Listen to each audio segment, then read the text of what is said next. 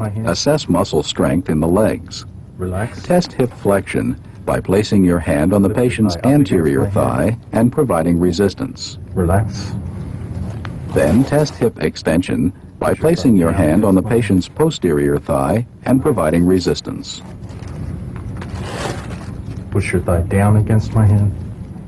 To test Relax. hip abduction, place your hands firmly on the table outside the patient's knees. Spread your knees. Ask him to apart. spread both legs against your hands.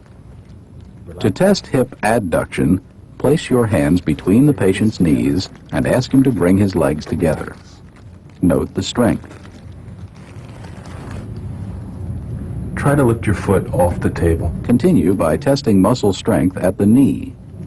To assess extension, support the patient's knee in flexion and ask him to straighten his leg against your hand.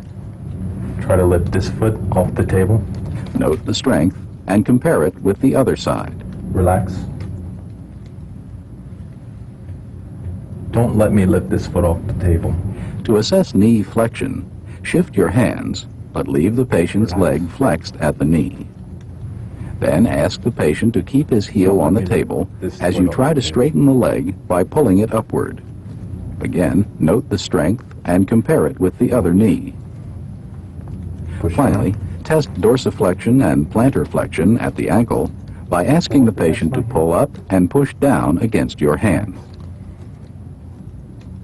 All of these tests can also be performed with the patient seated and holding on to the table for Put support. your knee up towards the ceiling. Hip flexion,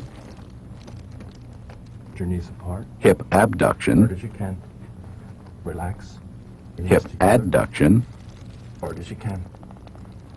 Relax. knee extension, knee flexion, Relax. Down against my ankle hand. plantar flexion, Relax. and ankle dorsiflexion. Relax.